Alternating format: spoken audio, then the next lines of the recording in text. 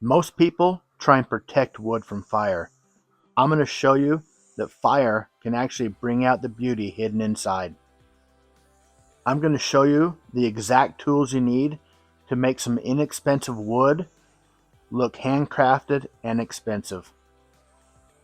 After you watch this, you'll know how to make this beautiful bench or a nightstand. The possibilities are endless. I ordered this off of Amazon. It just barely came in the mail. As you can see, it's a little bit damaged on the side, probably from the shipping. I haven't opened it yet, so let's go ahead and open it and see if it's damaged inside. And if not, we're gonna go ahead and help. I'm gonna use it to help build this bench that I'm working on. Well, it comes with all these parts, pretty self-explanatory.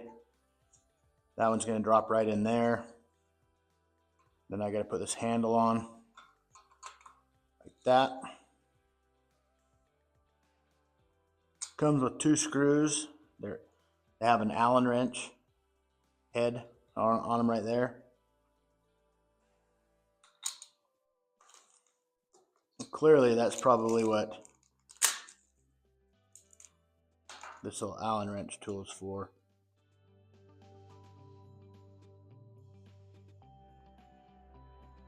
All right, as you can see, these little teeth here, that's how you're setting your depth. You got your 1.5 inches, your 3/4, and your 1/2 inch. Depending on what depth you want, you just adjust these accordingly. And there's little teeth that it drops right in, so you know you're set. My first one I'm going to be doing is 1.5 inches because I'm going to be working on 2x4s. I'm going to set it at that one right there.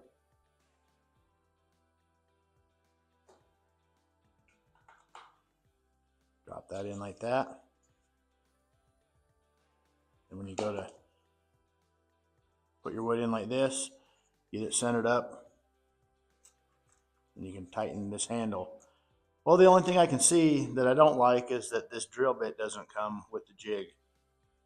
Luckily for me, I ordered one of these the other day, and so I had it on hand. But as you can see, there's some numbers right here: 1/2, 3/4, and 1.5 inches. This thing here slides up. Today I'll be using the 1.5 inches. You can see that it has a hole right here, so you can see right when you line it up with the 1.5 inches, you can see it right there. Then you can go ahead and tighten it up.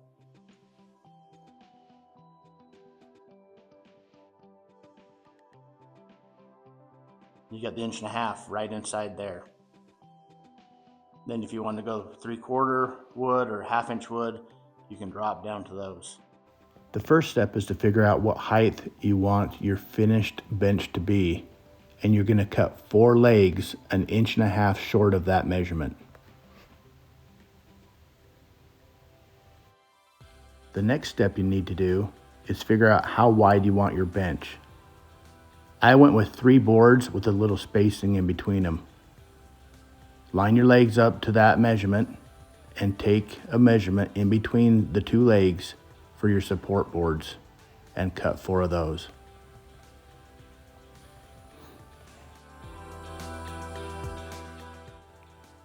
Now you need to figure out how long you want your bench to be and cut your boards for the top. My bench was only 3 boards wide with a little spacing in the middle, but if you like it wider, you might have to cut an extra board. And just remember, if your bench is super long, you might want to build another support leg for the middle. Now grab your support boards and drill holes on the same side of the board on both ends.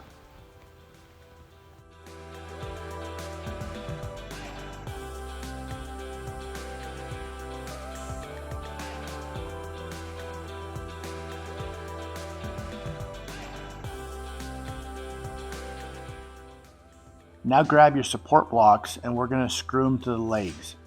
Make sure when you put these in that the holes on the top support are facing up towards the bench.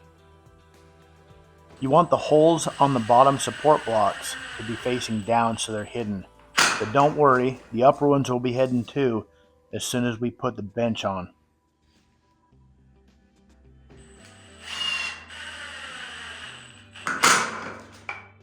You don't want your bottom support boards to go all the way to the floor. But you don't want to draw a line on your board that you're going to have to try and get off later also. So what I did is I just used my carpenter pencil as a measuring tool. This allowed me to get an accurate measurement of roughly 3/4 of an inch up for my legs.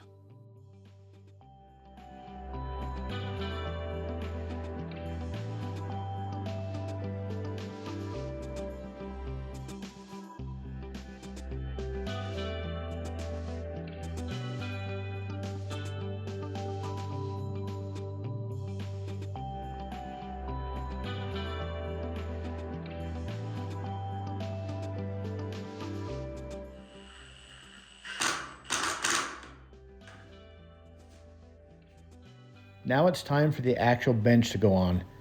I didn't have a tool to help me recess my screw heads, so I just used the drill bit that came with the Kreg Jig and drilled down about 1/4 of an inch to hide my screw heads.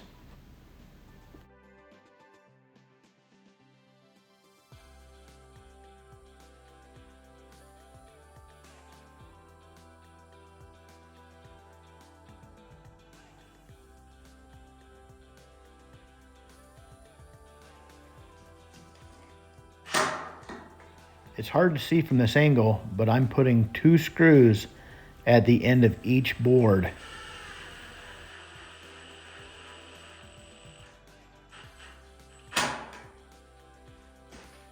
When you're working on the bench, you want to start with the outside boards.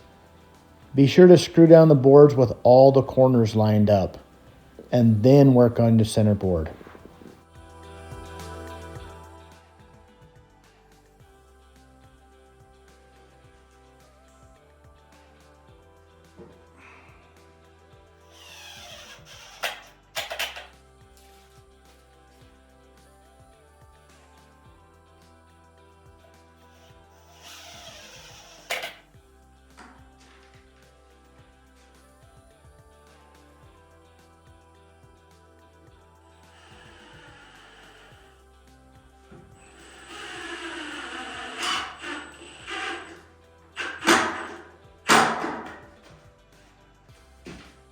Now that the bench is put together, grab a sander and sand down any rough edges on the bench. All right, I got the bench made up. I want to give it a burnt look. So I'm going to go ahead and burn it, and then I'll sand it off a little bit, leaving some of the areas that are a little bit lower without sanding them too hard, and give it that burnt look. So I would recommend moving the bench outside before you burn it, unless you want your room to smell like campfire the rest of the day like mine did.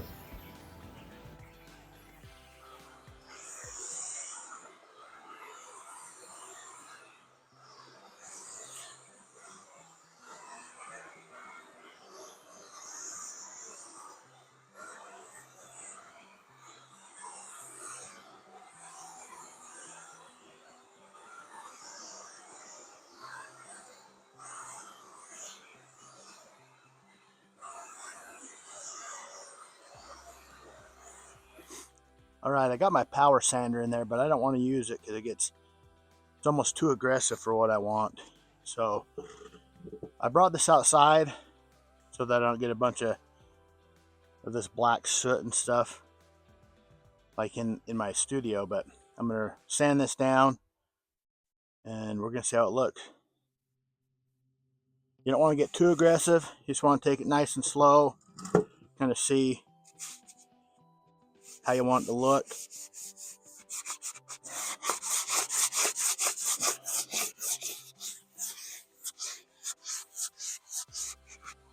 All right, now I don't want to put my clear coat on just yet. I want to try and get as much of this soot off as I can. So I'm just taking a really lightly wet sponge, and I'm just sponging that off. As you can see, it's taken quite a bit of it off. What happens is if you put your clear coat on too quick, it's going to get a bunch of that soot tied in with it. And so just take and wipe this down.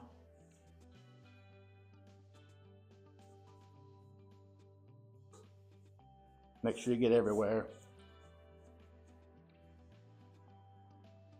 Okay, so I've wiped this down everywhere. This is the second time I've washed this out. You can see it's taken off quite a bit of that soot. I'm gonna let it dry. Then I'm gonna hit it with my first coat of clear coat, and hopefully it gives it kind of almost like a wet look and really makes the texture of this wood pop. So, all right, as you can see, I'm using this transparent stain. Let's see how this works. I got a paintbrush, but I'm gonna try this little roller first.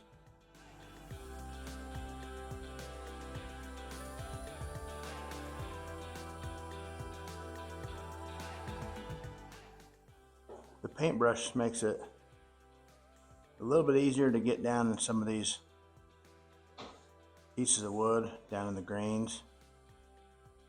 The screw holes on top of my bench are pretty visible.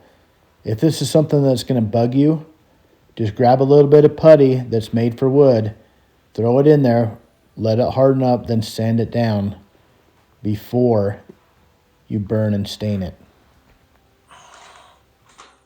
I definitely recommend starting your stain from the bottom up. That way you don't run into the issue that I did and have to flip it over and redo it. If you've liked this video, please subscribe to the channel and give us a thumbs up. Or better yet, leave a comment and share this with one of your buddies. If you have any questions, feel free to leave them in the comments. I try and get back to everybody. And just remember, like always, I'm going to have some links to these tools that we use to get this job done down in the comments for you.